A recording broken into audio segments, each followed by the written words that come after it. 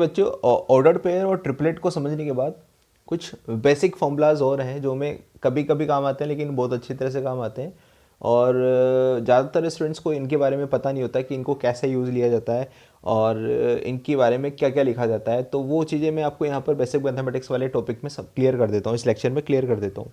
तो आपको मैं सारे फॉर्मूले तो नहीं लिख रहा हूँ, ए माइनस बी का होल स्क्वायर क्या होता है वो तो आपको अच्छे से पता ही है, लेकिन मैं कुछ फॉर्मूलाज लिखूँगा, उनके बारे में आपको जानना जरूरी है।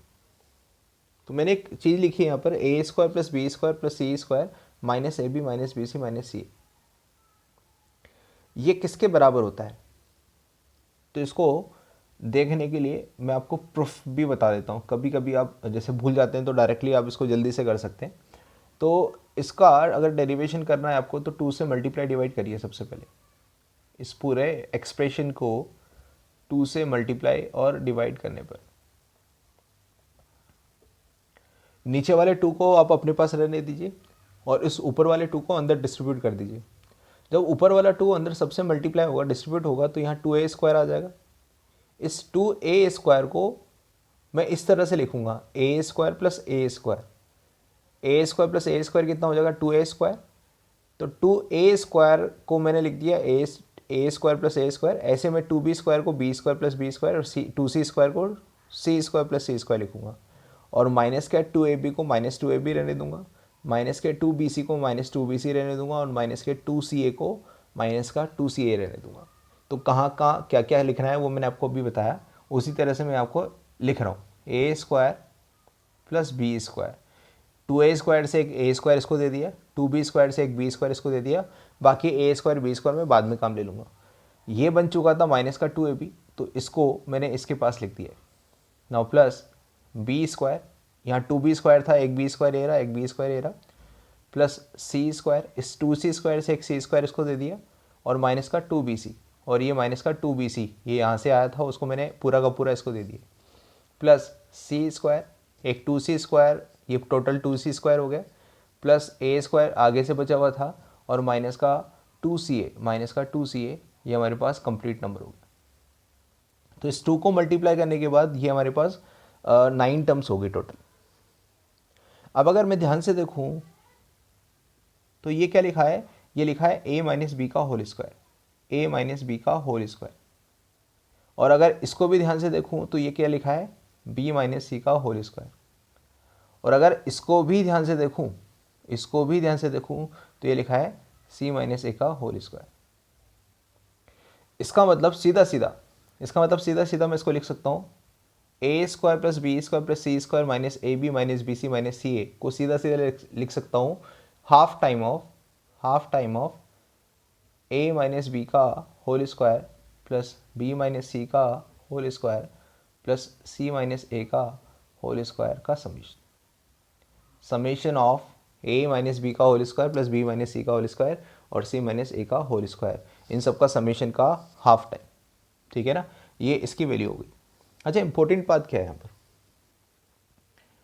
सबसे इंपॉर्टेंट बात क्या है, इस फॉर्मूले को कैसे लिखा जा सकता है? पहली बात ये क्लियर हो गई, ठीक है ना। दूसरी बात, if a B C are real, ठीक है ना। अगर ए बी सी रियल है तो रियल नंबर हमने पढ़ लिए क्या होते हैं, तो ए बी सी की जो वैल्यू सोचूंगा वो रियल सोचूंगा। तो अगर ए बी सी रियल है, अगर a B C are real, ये आर मतलब ए ऐसा आर है, ठीक है ना। If A B C are real, तो इसके बारे में बताओ, इसके बारे में चर्चा करो भाई कि इसकी वैल्यूज़ कैसी रहेगी, मतलब इसके बारे में क्या रिजल्ट बोल सकते हो, इन शॉर्ट आप क्या बोल सकते हो। तो अगर ए बी सी रियल है या कोई भी real combination a B c का अगर मैं यहाँ रखता हूँ तो इसकी वैल्यू किस तरह की आती है। तो यहाँ पर मैं क्या देख रहा हूँ कि ये एक पॉजिटिव क्वांटिटी है, ये भी एक पॉजिटिव क्वांटिटी और ये भी एक पॉजिटिव क्वांटिटी है। तो 3 पॉजिटिव क्वांटिटी का समेशन और एक पॉजिटिव क्वांटिटी को उसको मल्टीप्लाई कर रखा है, 1/2 को उसको मल्टीप्लाई कर रखा है पॉजिटिव क्वांटिटी से। तो 3 एडिशन करने के बाद एक पॉजिटिव क्वांटिटी से मल्टीप्लाई करने के बाद जो नंबर आएगा वो भी हमेशा पॉजिटिव आएगा। इसका मतलब मैं इस एक्सप्रेशन के बारे में ये बोल सकता हूँ कि ये एक्सप्रेशन हमेशा पॉजिटिव आंसर देगा, कभी भी नेगेटिव आंसर नहीं दे सकता है। पॉजिटिव मतलब 0 से बड़ा, इसका मतलब इस एक्सप्रेशन का जो आंसर आएगा हमेशा 0 से बड़ा आएगा। लेकिन कभी कभी 0 भी आ सकता है। कब 0 आ सकता है? जब ये ज़ीरो हो जाए, ये ज़ीरो हो जाए और ये ज़ीरो हो जाए, और तीनों एक साथ ज़ीरो होंगे जब ए और बी बराबर होंगे। जब ए और बी बराबर हैं तो बी और सी को भी बराबर होना पड़ेगा। जब बी और सी बराबर हैं तो सी और ए को भी बराबर होना पड़ेगा। इसका मतलब ए, बी और सी तीनों बराबर होंगे तभी इसका आंसर ज़ीरो आ सकता है, लेकिन ज़ीरो से छोटा नहीं आएगा। इसका मतलब इस पूरे एक्सप्रेशन की वैल्यू मिनिमम ज़ीरो आ सकती है या फिर पॉजिटिव आ सकती है, इससे छोटी नहीं आ सकती, ज़ीरो से छोटी नहीं आ सकती। इसका मतलब if A B C are real तो मैं क्या बोल सकता हूँ, A square plus B square plus C square minus A B minus B C minus C A should be greater than or equal to 0, should be greater than or equal to 0 for all real value of ABC। कोई भी real value ले लो आप ABC की, तो ये चीज़ हमें बहुत अच्छे से समझ में आनी चाहिए। इसको मैं इनइक्वलिटी में काम लूँगा। अच्छा, ये इक्वलिटी होल्ड्स कब होगी? Equality holds if only if A equal to B equal to सी।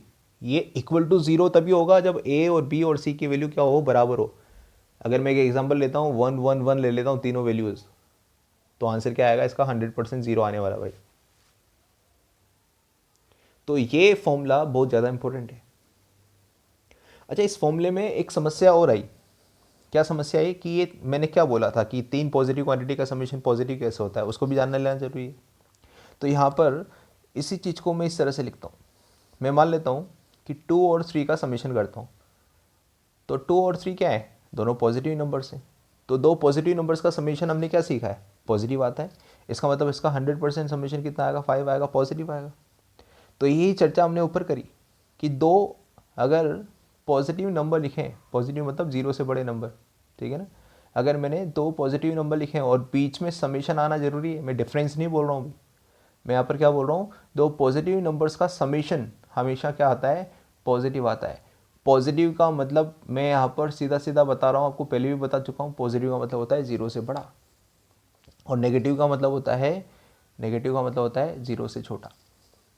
तो यहाँ पर ये दोनों बातें आपको समझ में आनी चाहिए। तो यहाँ पर अगर मैं जनरलाइज करूँ इस बात को, तो क्या लिख सकता हूँ? एक्स स्क्वायर किसी भी वेरिएबल की पावर 2 या इवन पावर आती है, या किसी भी नंबर की पावर 2 लगा दी जाए, मैं भी पावर 2 के लिए बात कर रहा हूँ केवल, किसी भी नंबर की अगर पावर 2 लगा दी जाए तो वो हमेशा पॉजिटिव बन जाता है। जैसे -2 की पावर 2 अगर आप सोल्व करते हैं तो 4 हो जाता है ना, 2 की पावर 2 सोल्व करते हैं तो 4 आता है। तो किसी भी नेगेटिव वैल्यू, क्योंकि एक्स की वैल्यू तो वेरिएबल है ना, ये कुछ भी हो सकता है, तो एक्स रियल हो सकता है, लेकिन रियल की पावर अगर 2 आ जाए तो वो हमेशा पॉजिटिव हो जाएगा, ठीक है ना। जीरो पर बात नहीं कर रहा हूँ। तो x square plus y square मतलब ये भी पॉजिटिव है। क्यों पॉजिटिव है मैंने अभी अब आपको बताया, क्योंकि इसकी पावर 2 लगी है। तो अगर एक्स और वाई रियल है, और इनके स्क्वायर को सोल्व किया जाता है तो, और स्क्वायर का समीशन दिखाया जाता है, तो हमेशा ये क्या आएगा? पॉजिटिव आएगा। बीच में प्लस आना चाहिए, माइनस नहीं आना चाहिए। तो दो पॉजिटिव क्वांटिटी का समीशन हमेशा क्या आएगा? पॉजिटिव आएगा। If x y belongs to R. Real में सभी आगे, बस कॉम्प्लेक्स नंबर नहीं आया। मैं कॉम्प्लेक्स नंबर के रिगार्डिंग बात नहीं कर रहा हूँ।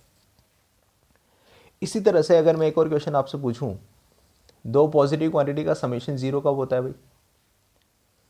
अब दो पॉजिटिव क्वांटिटी का समेशन जीरो मांग रहा है और एक्स और वाई दोनों बिलोंग्स टू आर है, तो दो पॉजिटिव क्वांटिटी का समेशन जीरो कब आ सकता है? आ ही नहीं सकता, क्योंकि पॉजिटिव क्वांटिटी का मतलब क्या होता है? जीरो से बड़ा। लेकिन यहाँ पर एक्स और वाई दोनों बिलोंग्स टू आर है, दोनों क्या है? Belongs to R. तो आर में जीरो भी आता है। तो अगर एक्स जीरो हो जाए और वाई जीरो आ जाए, अगर दोनों सेम टाइम पर, मैं ऐसा बोल रहा हूँ, एक को जीरो नहीं बोल रहा हूँ, अगर एक जीरो होगा और दूसरा कोई दूसरा नंबर होगा तो समेशन ऑब्वियसली पॉजिटिव आएगा। तो दोनों एक साथ अगर जीरो हो जाए तो भी तभी इस इक्वेशन का आंसर जीरो आ सकता है। तो इस इक्वेशन बहुत इंपॉर्टेंट है ना, इस इक्वेशन का सॉल्यूशन जीरो तभी आ सकता है if only if x and y both are together zero. दोनों ही एक साथ जीरो होने चाहिए। इसको थोड़ा सा और आगे लेते हैं, तीन वेरिएबल में ले लेते हैं। X square plus y square plus z square equal to zero. तीन वेरिएबल का समेशन जीरो।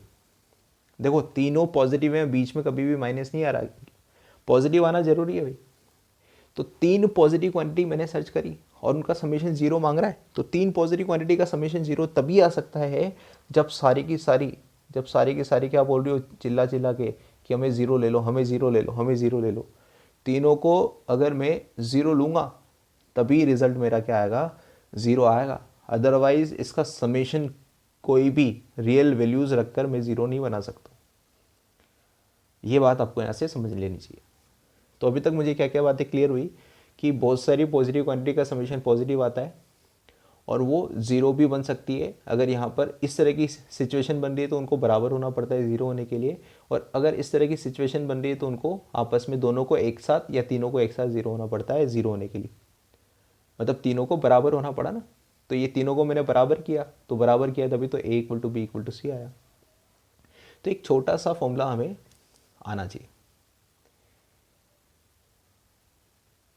जब ये फॉर्मूला हम सीख लेते हैं तो अगले फॉर्मूले के ऊपर बढ़ते हैं।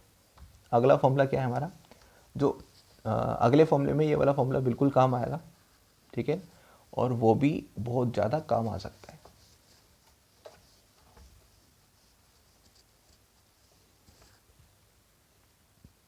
हो सकता है इस वाले फॉर्मूले को आप जानते भी हो, ठीक है ना, हो सकता है इसको भी जानते हो, लेकिन मैं बता देता हूँ आपको। A cube plus B cube plus C cube minus 3ab, ठीक है ना, A cube plus B cube plus C cube minus 3ab।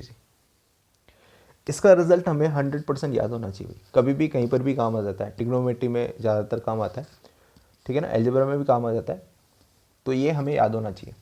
तो इसका फॉर्मूला क्या बोलता है कि ये बराबर होता है a प्लस बी प्लस सी और multiply with a square plus B square plus C square minus A B minus B c और माइनस का सी। तो अगर आप ध्यान से देखें ये वाला फॉर्मूला भी मैंने थोड़ी देर पहले बताया है।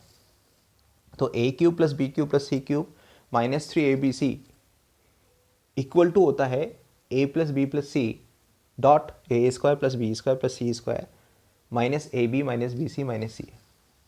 या फिर मैं इसको लिख सकता हूँ half time of A plus B plus C, A plus B plus सी और ए माइनस बी का whole square, B minus C का होल स्क्वायर और सी माइनस ए का होल स्क्वायर। ऐसा क्यों लिख पा रहा हूँ, क्योंकि इसकी वैल्यू मैंने अभी थोड़ी देर पहले देखी।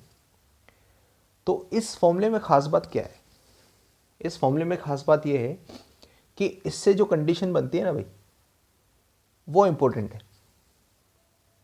हमसे यहाँ पर क्या क्या पूछ सकता है।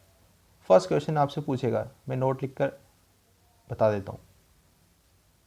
If a B c belongs to positive, अगर ए बी सी पॉजिटिव लिए जाए तो बताओ a cube plus B cube plus C cube minus 3abc क्या होगा हमेशा। तो अगर मैंने ए बी सी को पॉजिटिव लिया है तो ए बी सी पॉजिटिव लेने पर, और अगर इससे सोचूंगा तो मुझे थोड़ी सी दिक्कत आएगी, क्योंकि पॉजिटिव का समेशन फिर माइनस या माइनस भी आ रहा है, तो बीच में अगर कहीं माइनस आ रहा है तो फिर समझने में दिक्कत आती है, ठीक है ना। 2 माइनस 3 हो सकता है नेगेटिव आ जाए, या 4 माइनस 3 हो सकता है पॉजिटिव आ जाए, वो देखना पड़ेगा। नंबर अगर फिक्स नहीं होते हैं तो फिर मुझे सोचना पड़ता है। लेकिन इसको ऐसा लिखने के बाद मेरी चिंता रिमूव हो जाती है। भाई ये तो 100% पॉजिटिव आएगा, मैंने अभी बताया ना कि ये तो 100% पॉजिटिव आएगा। कभी भी कोई भी पेयर लेने पर, कोई भी कॉम्बिनेशन लेने पर एबीसी का, इसकी रिजल्ट हमेशा क्या आएगी, जीरो या जीरो से बड़ी आएगी। तो अगर एबीसी क्या है, पॉजिटिव, मतलब जीरो से बड़े हैं, तो ये चीज़ तो हमेशा पॉजिटिव आएगी। और यहाँ पर भी तीनों नंबर क्या है, मैंने पॉजिटिव बोल दिए और तीनों का समेशन आ रहा है, तो इसका मतलब 100% इसका आंसर क्या आएगा, पॉजिटिव। अब जीरो नहीं आएगा क्योंकि मैंने एबीसी को पॉजिटिव लिया है। तो अगर ए बी सी पॉजिटिव है तो a cube plus b cube plus c cube minus 3abc हमेशा क्या रहेगा, पॉजिटिव रहेगा। ये पहला नोट हमें यहाँ पर बता रहा है। सेकेंड नोट, सेकेंड नोट क्या बोल रहा है, if a cube plus B cube plus C cube और माइनस 3abc या इक्वल टू 3abc, ऐसा बोल देता हूँ, इक्वल टू 3abc बहुत ज़्यादा इंपॉर्टेंट है ना। इसी तरह से आता है a cube plus B cube plus C cube equal to 3abc, तो ए cube plus B cube plus C cube equal to 3abc, a cube plus B cube plus C cube equal to 3abc ऐसा हो जाए तो ऐसा होने के लिए क्या जरूरत है, ऐसा कब हो सकता है भाई, ये वाली साइड और ये उधर चला जाए तो उधर कब जाएगा, जब ये जीरो हो जाएगा। इसका मतलब a cube plus B cube plus C cube minus 3abc zero हो जाए, और जीरो होने के लिए दोनों में से कम एक क्वांटिटी जीरो होनी पड़ेगी ना, जीरो डॉट समथिंग जीरो तो आंसर आएगा।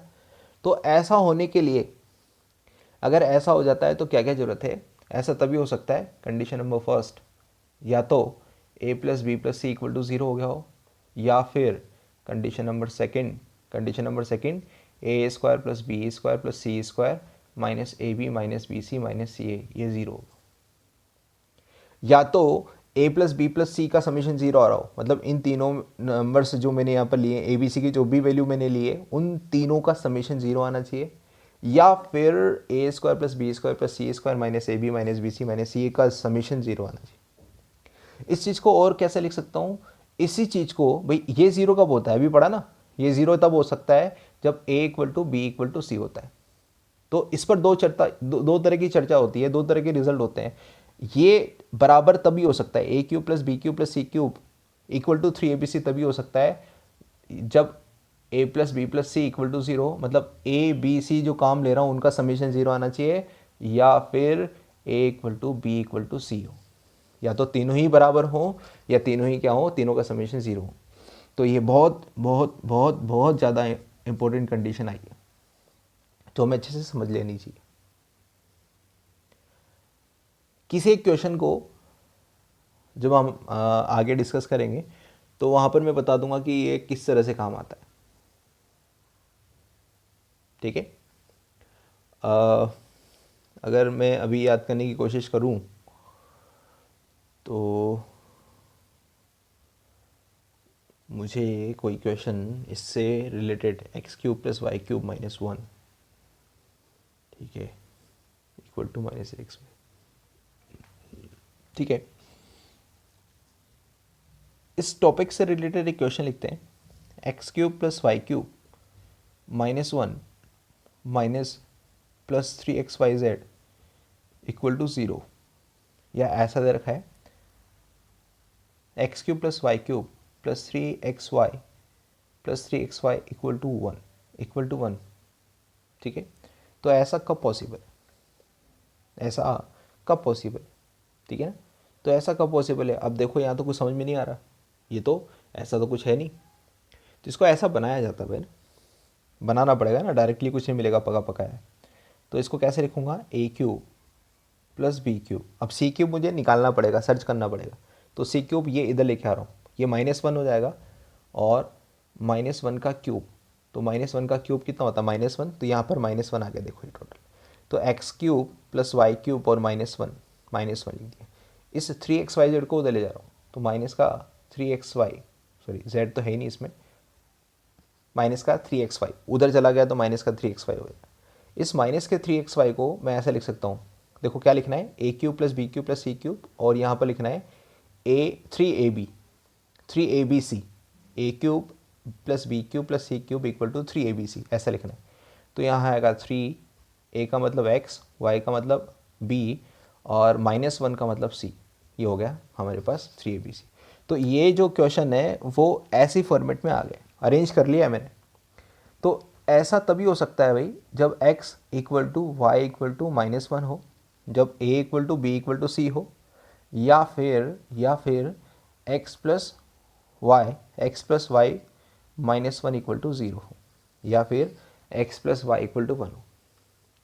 तो इस क्वेश्चन से शायद मुझे लगता है आपको ज़्यादा चीज़ें क्लियर हुई हो कि इस तरह के फॉर्मूले को किस तरह से काम लिया जाता है। अगर फिर भी ये यहाँ नहीं समझ में आता है तो आगे जब हम और आगे पढ़ेंगे और कभी भी कोई भी क्वेश्चन में ये चीज़ काम ले लेंगे तो आपको समझ में आएगा कि हाँ ये इस तरह से काम आता है। वैसे कोशिश करना है कि इस तरह के क्वेश्चन में आपको किस तरह ये अप्लाई करना है, ठीक है ना। मैंने कैसे बनाया, ए क्यूब बी क्यूब देखकर मैंने सी क्यूब कैसे अपने आप लिखा है यहाँ पर, है ना, सी क्यूब अपने आप कैसे लिखा, ठीक है ना। तो ये चीज़ें देखकर आपको आइडिया लगना चाहिए, तभी आप इसके बारे में सोच सकते हैं। तो इस इक्वेशन का सॉल्यूशन क्या आया, x plus y equal to 1 आया, या तो ऐसा होना चाहिए, या x और y की वैल्यू क्या होनी चाहिए, -1 के बराबर होनी चाहिए। धन्यवाद दोस्तों, आशा करते हैं कि आपको हमारा वीडियो अच्छा लगा होगा। इसी तरह आपका प्यार बना रहे तो दोस्तों हमारे चैनल को लाइक और सब्सक्राइब करना ना भूलें। हमारे नए वीडियोस का नोटिफिकेशन प्राप्त करने के लिए बेल आइकन पर क्लिक ज़रूर करें। हो सके तो अपने दोस्तों में भी इसको शेयर करें। Thank you for watching.